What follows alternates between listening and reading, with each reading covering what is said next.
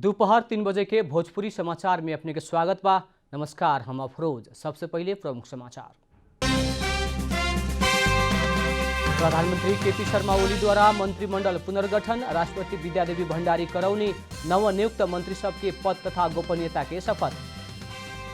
सशस्त्र प्रहरी या नेपाल प्रहरी के कर्मचारी के दशहरा छुट्टी न मिली, कोरोना महामारी विरुद्ध की योजना में 29,000 से बेसी प्रहरी परिचालन होगी। रूपन्देही के तिलोत्तमा नगरपालिका में रहल बुटबल सोलार पावर प्रोजेक्ट द्वारा विद्युत उत्पादन शुरू, उत्पादित विद्युत सीधे ग्रिड में जोड़ाई। थाई सरकार द्वारा संकट काल लगावे की घोषणा, बैंकक आ आसपास के क्षेत्र में सरकार विरोधी नारा जुलूस में प्रतिबंध। नेशंस लीग फुटबॉल में फ्रांस द्वारा क्रोएशिया 2-1 से हारल, डेनमार्क से इंग्लैंड पर महत्वपूर्ण जीत। अब पूरा समाचार। प्रधानमंत्री केपी शर्मा ओली के सिफारिश में काल्हू नियुक्त भइल 3 जने मंत्री सब आज पद तथा गोपनीयता के शपथ ग्रहण कैले बा। शीतल निवास में आयोजित समारोह में राष्ट्रपति विद्यादेवी भंडारी, नवनियुक्त मंत्री सब विष्णु पौडेल, कृष्ण गोपाल श्रेष्ठ, लीलानाथ श्रेष्ठ के पद तथा गोपनीयता के शपथ करौनी है। प्रधानमंत्री केपी शर्मा ओली काल्हू विष्णु पौडेल के अर्थ, कृष्ण गोपाल श्रेष्ठ के शहरी विकास, लीलानाथ श्रेष्ठ के महिला बाल बालिका तथा ज्येष्ठ नागरिक मंत्री में सिफारिश कैले रहने। मंत्री के सिफारिश में राष्ट्रपति भंडारी आज सवेरे 11:30 बजे मंत्री लोग के शपथ ग्रहण करौनी है। नेकपा महासचिव विष्णु प्रसाद पौडेल अर्थ मंत्रालय में दोसर बेर प्रवेश कैले बानी। राजनीतिक नेतृत्व में आकर्षक मानल गई अर्थ मंत्रालय के नेतृत्व संभाले दोसरका बेर सिंहदरबार प्रवेश कैल पौडेल के कोरोना महामारी के असर पर अर्थतंत्र के ऊपर उठा के जनता के राहत महसूस करावला बहुते चुनौती होखे के देखल गई बा। विभिन्न अनुमान सबके बीच प्रधानमंत्री केपी शर्मा ओली अर्थ मंत्रालय के जिम्मा दोसरका बार सत्तारूढ़ नेपाल कम्युनिस्ट पार्टी नेकपा के महासचिव विष्णु पौडेल के दिले बानी। अवधि ओरेला बाद अर्थमंत्री डाक्टर युवराज खतिवड़ा से राजीनामा दिहला संगे प्रधानमंत्री ओली संगे रहल अर्थ मंत्रालय की जिम्मेवारी पौडेल के मिलल है। प्रधानमंत्री ओली खतिवड़ा के प्रधानमंत्री के प्रमुख आर्थिक सलाहकार बनौला बेरिया से ही पौडेल फेरू अर्थमंत्री होखे के चर्चा रहे। इससे पहले पौडेल अर्थमंत्री भइल समय खतिवड़ा राष्ट्रीय योजना आयोग के उपाध्यक्ष संगे छाया अर्थमंत्री के काम कैल चर्चा रहे। लेकिन अभी पौडेल के अर्थमंत्री काल खतिवड़ा विहीन होखी, काहे की खतिवड़ा के सरकार अमेरिका के राजद सिफारिश कर चुकल बा। अर्थमंत्री पौडेल खातिर इस समय कोरोना महामारी के पार लगा के जनता के राहत के महसूस करावे के बाद लोहा के चिउरा चिबाइल सरह होखी। कोरोना के कारण विश्व संगे नेपाल में मानवीय आ आर्थिक क्षति दुनू भइल बा। विश्व अर्थतंत्र धर्मरायल तथ्यांक सब सार्वजनिक होत समय बाह्य सहयोग आवे के संभावना भी कम बाटे। विश्व बैंक विकसित राष्ट्र संघ दक्षिण एशिया के अर्थतंत्र में भी बड़का असर पड़े वाला तथ्यांक सार्वजनिक कर चुकल बा। लंबा समय के लॉकडाउन आ निषेधाज्ञा के कारण वस्तु आ सेवा के उत्पादन आ आपूर्ति में देखा पड़ल खरीला पूरा करे के दिशा में काम करेला अर्थमंत्री पौडेल से बहुते बड़का मेहनत करे के पड़ी। अभी तक होके ना सकल पूंजीगत खर्चा ना होके तक विकास के भी गति ना मिल सके। कोरोना कहर के चलते चालू 5 वर्षीय योजना में ही धक्का लागल बा। कोरोना के चलते छिनाइल रोजगारी आ विकास निर्माण में लागेला उतने चुनौती बाटे। लगानी के वातावरण नहीं के उद्योगी व्यवसायी से कहत समय उ लोग के विश्वास में ना लेके कोनो भी अर्थमंत्री सफल ना हो सके। वैदेशिक व्यापार घाटा, अनौपचारिक अर्थतंत्र के विस्तार, बढ़ती जा रहल बेरोजगारी संगी कोरोना के चपेटा से बढ़ावती ले गई गरीबी के संख्या अर्थतंत्र के प्रमुख चुनौती होखी। इस चुनौती चीरे के प्रमुख अस्त्र के रूप में कृषि, पर्यटन आ जल विद्युत क्षेत्र दिखाई पड़ला पर भी व्यवहार में तथ्यपरक ढंग से प्राथमिकीकरण नहीं हो सकल। मजबूत सरकार के उपस्थिति न भइला से भ्रष्टाचार भी राजनीति के एक अंग जैसने भ्रम हो चुकल बा। भ्रष्टाचार के विरोध आपन संयंत्र सबके अर्थमंत्री पौडेल से चीर सके के सामर्थ राखल जाई या ना राखल जाई कहे वाला बात बड़का चुनौती बाटे। स्वयं अर्थमंत्री पौडेल भी बालुआटार जगह प्रकरण में आलोचित होतियात अवस्था में अब कैसे आगे बढ़ियन ई भावी दिन ही हमनी के बताई। उतना ही ना देश में पिछला समय बढ़ती जा रहल बिचौलिया राज के अंत करेला भी अर्थमंत्री के प्रमुख हाथ रही। ऐसन बेरिया बजट प्रभावकारी आ पारदर्शी रूप में खर्चा करे के वातावरण बना के जन आकांक्षा पूरा करे खातिर अर्थमंत्री पौडेल के आपन सामर्थ दिखावे के पड़ी। हरिशरण उपानी की रिपोर्ट। सशस्त्र प्रहरी बल में कार्यरत कर्मचारी के दशहरा में छुट्टी ना मिले के भइल बाटे। कोरोना वायरस विरुद्ध के अभियान आज शांति सुरक्षा में परिचालन होके परे के भइला से सशस्त्र प्रहरी के दशहरा में छुट्टी ना मिले के भइल हुए। सशस्त्र प्रहरी बल के प्रवक्ता डीआईजी राजू अर्याल कोरोना महामारी विरुद्ध परिचालन होके परेके या अन्य शांति सुरक्षा के जिम्मेवारी में लागे पड़े के भैला से दशहरा के छुट्टी में कड़ाई कैल गई बतौलन। पिछला समय कोरोना वायरस के जोखिम समेत बढ़ला, बीतल दिन के तुलना में सक्रियता समेत बढ़ाव के भैला से जरूरी बाहेक के छुट्टी में रोक लगावल प्रवक्ता अर्याल जानकारी देहलन। सशस्त्र प्रहरी सीमा सुरक्षा, राजस्व चुहावट नियंत्रण, शांति सुरक्षा कायम लगायत के काम में परिचालन होते आइल बाटे।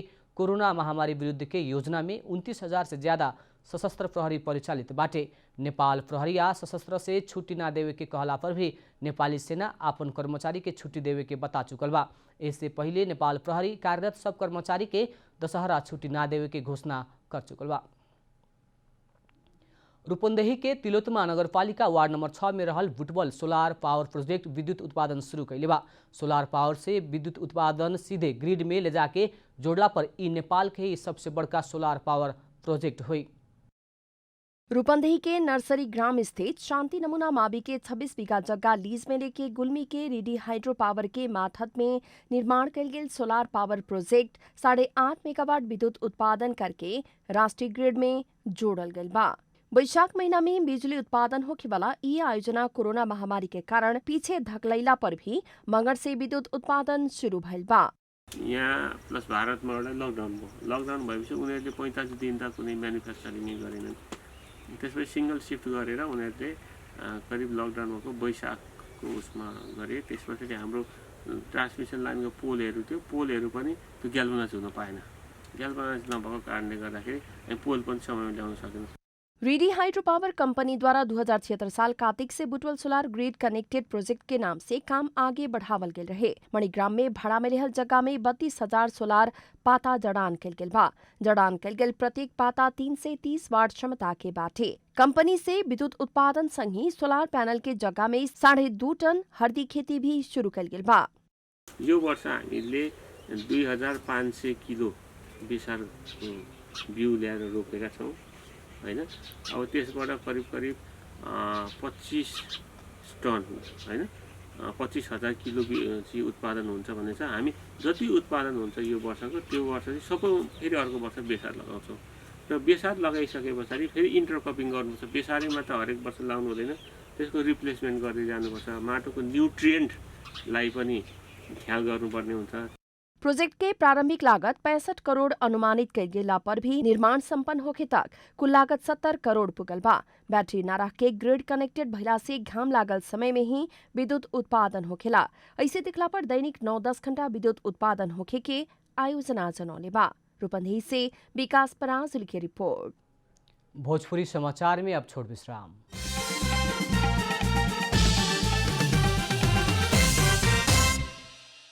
भोजपुरी समाचार में अब थप समाचार। कोरोना संक्रमण के कारण अधिकांश विद्यालय बंद भइला बाद कुछ विद्यार्थी सब एकरा के अवसर के रूप में प्रयोग कर रहल बा।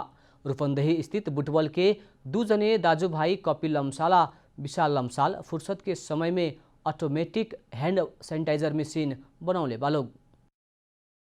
विद्यालय पढ़े वाला उम्र में ही रोबोट बना के चर्चा कमावल रूपन्देही के बुटवल के दाजू भाई कपिल आ विशाल लम्साल लॉकडाउन की अवधि में ऑटोमेटिक हैंड सैनिटाइजर मशीन बनौले बाटे लोग। कोरोना महामारी के बेरिया विद्यालय बंद भइला बाद फुर्सत में रहल लम्साल दाजू भाई स्वचालित सैनिटाइजर मशीन बनौले बा। मालिका गाउँपालिका वार्ड नंबर 6 अर्जई फुलबारी में घर होके हाल कालिका मानविज्ञान माध्यमिक विद्यालय में अध्ययनरत लम्साल दाजू भाई स्थानीय बाजार में ही मिले वाला कच्चा पदार्थ प्रयोग करके बनावल मशीन के बिक्री करते आ रहल बाटे लोग। अटोमेटिक ह्यान्ड सैनिटाइजर भन्ने बनाउन थालियो अनि खास गरी हामीलाई 2-3 महिना लाग्यो बनाउन, रिसर्च गर्न दुई मिलेर 2-3 महिना लाग्यो। अनि हामीले यसलाई सुरुमा बनाउँदा हल्का गाह्रो भयो। अनि त्यसपछि थाहा भयो कि हामीलाई यो मेसिन चाहिँ इन्डियाबाट आउने हो भन्ने कुरा थाहा भयो। अनि त्यो महँगो पनि पर्ने हिसाबले थाहा भयो। अनि हामीले आफैले यहीँको कच्चा पदार्थ उस गरी हामी आफै सस्तोमा बनाऊँ भन्ने हिसाबले हामीले अहिले सुरुमा 6वटा मेसिन तयार गऱ्यौँ। तयार गरेपछि मान्छेहरूले पनि मन पराउनु भयो। हॉस्पिटल, बैंक, सहकारी, शॉपिंग मॉल आ घर में भी प्रयोग कर सकल जाए वाला ई मशीन लम्साल दाजू भाई 1 महीना के कोशिश में तैयार कैले बाड़न सन। 3,000 से 10,000 रुपया तक पड़े वाला सैनिटाइजर उ लोग गुल्मी आ रूपन्देही के विभिन्न विद्यालय में प्रयोग में भी लियावल गल बा। युज गरेका छौँ प्रोग्रामेबल आइसी हो, बाँकी 5 भोल्ट रिले अनि त्यसपछि फेरि ट्रान्जिस्टरहरू अनि अल्ट्रासोनिक सेन्सर, जसको मेन सेन्सर यसको अल्ट्रासोनिक हो। जस्तै अल्ट्रासोनिक वेभमा काम गर्छ, जब मान्छे यसको अगाडि हात लगाएर जानुहुन्छ उहाँको हात सेन्स गर्छ अनि त्यसपछि अटोमेटिकली सेनिटाइजर हातमा झारिन्छ, जति चाहिन्छ त्यति झार्छ अनि अटोमेटिकली बन्द हुन्छ। यसको वर्किङ प्रोसेसर हो। सेनिटाइजर हटाएर सोप राखेर हात धुन पनि युज गर्न सकिन्छ। जस्तो होटलमा हुन्छ नि, त्यहाँ पनि सोप हाल्यो अनि सोप युज गर्न सकिन्छ त्यस्तै, प्लस सेम्पू हालेर पनि युज गर्न मिल्छ हामीले यसमा। सैनिटाइजर छीटे खातिर भी लमसाल दाजूभाई ऑटोमेटिक गेट भी बना के प्रयोग में ले बाटे लोग। ऑटोमेटिक सैनिटाइजर मशीन भारत से नेपाल आवेला, लेकिन लमसाल दाजूभाई स्वदेश के ही कच्चा पदार्थ प्रयोग करके मशीन बनौले बाटे लोग। रूपन्देही से विकास पराजुली की रिपोर्ट। कोरोना भाइरस संक्रमण बढ़लासँगै ही जिल्ला प्रशासन कार्यालय सप्तरी से प्रवाह होखेवाला सेवा बन्द भइल बाटे। नागरिकता प्रतिलिपि वितरण, हाथ हतियार दर्ता तथा नवीकरण, संस्था दर्ता, पत्र पत्रिका दर्ता तथा नवीकरण, राहदानी वितरण, नाबालक परिचय पत्र वितरण, अन्य अत्यावश्यक ना भइल सेवा सब बन्द भइल हुए। इससे पहले नयाँ नागरिकता वितरण कार्य बंद कैल कार्यालय के 9 जने कर्मचारी में संक्रमण पुष्टि हो चुकल, 5 जने सक्रिय संक्रमित रहला से थप 6 गो सेवा सब अनिश्चितकालीन स्थगित कैले बा। अभी नियमित संचालन में रहल सेवा प्रवाह होखे के कार्यालय जानकारी देहले बा। बाँके के कोहलपुर नगरपालिका आ मातहत के सब वार्ड कार्यालय सब कार्तिक 6 गते तकले खातिर सील कैल गई बाटे। नगरपालिका कार्यालय में कार्यरत कुछ कर्मचारी में कोरोना संक्रमण देखैल देहल कहत नगरपालिका के कार्यालय 15 वार्ड कार्यालय विषयगत कार्यालय सब सील कैल गई हुए। कालू कोहलपुर नगरपालिका के मेयर लुट बहादुर रावल के अध्यक्षता में बैठल आकस्मिक बैठक से आज से आवेवाला कार्तिक 6 गते तक खातिर नगरपालिका मातहत के सब कार्यालय बंद करे के निर्णय कैलक। नगरपालिका से जारी कैल सूचना में अत्यावश्यक सेवा बाहेक विषयगत शाखा उपशाखा आ संपूर्ण वार्ड कार्यालय सबके सेवा प्रवाह हो रहल सेवा सब कार्तिक 6 गते तकले बंद कैल उल्लेख कैले बा। बाँके जिला में अभी तकले कोरोना से संक्रमित के संख्या 2526 बाटे त 26 जने के कोरोना के कारण मृत्यु भइल बा। सशस्त्र प्रहरी बल के विन्ध्यवासिनी वाहिनी मुख्यालय के सशस्त्र प्रहरी नायब महानिरीक्षक किशोर प्रधान कोरोना वायरस के नियंत्रण में नागरिक सब सचेत होके पड़े के बतौले बारन। विश्व हाथ धोए वाला दिवस के अवसर में कपिलवस्तु के चंद्रौटा में आयोजित कार्यक्रम में प्रधान स्थानीय स्तर में नागरिक सब से लापरवाही कैला से कोरोना के जोखिम बढ़ रहा से सचेत होखेला आग्रह कैलन। सब नागरिक कोरोना विरुद्ध के लड़ाई में एकजुट होके पड़े के उनकर कहना बा। जनताहरूमा चेतना फैलिन्छ, जसले गर्दाखेरि कोरोना संक्रमण जुन अहिले नेपालमा समुदाय स्तरमा फैलिसकेको अवस्था र फैलिरहेको अवस्थालाई हामीले केही हदसम्म भए नि निश्चित पार्न सक्छौँ भन्ने पूर्ण विश्वास मैले राखेको छु। चंद्रौटा में कालू भइल कार्यक्रम में प्रधान सशस्त्र प्रहरी नागरिक के शांति सुरक्षा में विशेष ध्यान दे रहा बतौलन। शिवराजु नगरपालिका नगर उपप्रमुख शिवकुमारी थारू नागरिक सबके सचेत बनावेला अभियान में स्थानीय तह के पूर्ण साथ सहयोग रहे के बतौली। अब आर्थिक समाचार।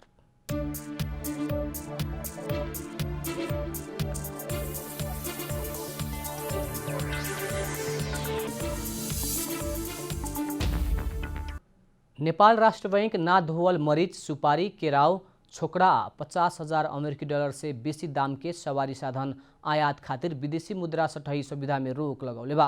केंद्रीय बैंक एकीकृत परिपत्र 2076 संशोधन करत निकासी पैठारी ऐन 2013 अंतर्गत नेपाल सरकार द्वारा समय समय में निकासी पैठारी करेला पूर्णया परिणामत बंदेज लगावल वस्तु सब उहे बमोजिम होखे के जनावल गइल बा। लेकिन औद्योगिक कच्चा पदार्थ के रूप में आवश्यक पड़े वाला मरीच संबंधित उद्योग के उत्पादन क्षमता खपत प्रवृत्ति के आधार में उद्योग विभाग द्वारा करे के जनावल गइल बा। भोजपुरी समाचार में अब छोड़ विश्राम।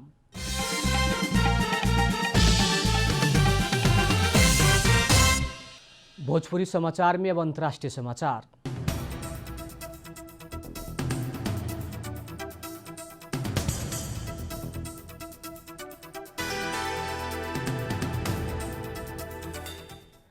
थाई सरकार द्वारा आज दोपहर से संकटकाल लगाव की घोषणा कल गई बा। सरकार विरोधी नारा जुलूस हो रहल समय थाई सरकार बैंकक में संकटकाल घोषणा कैलक। संकटकाल लागू भइला संगे ही बैंकक आसपास के क्षेत्र में सरकार विरोधी नारा जुलूस करेला भी प्रतिबंध लगौले बा। संकटकाल घोषणा संगे ही हजारों प्रदर्शनकारी के प्रहरी द्वारा पकड़ल गई अंतर्राष्ट्रीय संचार संस्था सब जनौले बा। विद्यार्थी सब प्रधानमंत्री प्रायुक्त चेन ओच के राजीनामा के मांग सहित विरोध प्रदर्शन कर रहा बा। स्थानीय समय मुताबिक आज दोपहर 4 बजे से संकटकाल लागू होके के थाई सरकार जनौले बा। अब खेलकूद समाचार।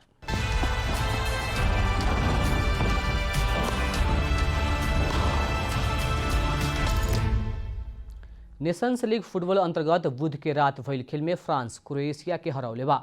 अवे मैदान में भइल खेल में विश्व विजेता फ्रांस विश्व उपविजेता क्रोएशिया के 2-1 से हरौलख। नेपाल के 64वां मिनट में निकोला भ्यासिक क्रोएशिया खातिर बराबरी गोल लौटौलन। 79वां मिनट में केलियन एम्बाप्पे फ्रांस खातिर विजयी गोल कैलन। 4 खेल से 10 अंक जोड़ के फ्रांस समूह के दोसरका स्थान में बा।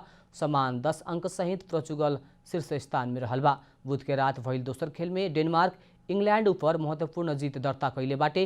घरेलू मैदान में भइल खेल में इंग्लैंड पहिलका हाफ में 10 तथा खेल के अंतिम कुछ मिनट 9 खिलाड़ी में सीमित भइल रहे। समूह A2 में रहल डेनमार्क के 4 खेल से 7 अंक सहित दोसरका स्थान में बाटे। 7 अंक साथ ही भइल इंग्लैंड तेसरका स्थान में बा। अंत में प्रमुख समाचार फिर एक बेर। प्रधानमंत्री केपी शर्मा ओली द्वारा मंत्रिमंडल पुनर्गठन। राष्ट्रपति विद्यादेवी भण्डारी द्वारा नवनियुक्त मंत्री सबके पद तथा गोपनीयता के शपथ। सशस्त्र प्रहरी या नेपाल प्रहरी के कर्मचारी के दशहरा छुट्टी ना मिली। कोरोना महामारी विरुद्ध की योजना में 29,000 से बेसी प्रहरी परिचालन होगी। रूपन्देही के तिलोत्तमा नगरपालिका में रहल बुटबल सोलार पावर प्रोजेक्ट द्वारा विद्युत उत्पादन शुरू। उत्पादित विद्युत सीधे ग्रिड में जोड़ाई। थाई सरकार द्वारा संकटकाल लगाव की घोषणा। बैंकक आ आसपास के क्षेत्र में सरकार विरोधी नारा जुलूस में प्रतिबंध। नेशंस लीग फुटबॉल में फ्रांस द्वारा क्रोएशिया 2-1 से हारल। डेनमार्क से इंग्लैंड पर महत्वपूर्ण जीत।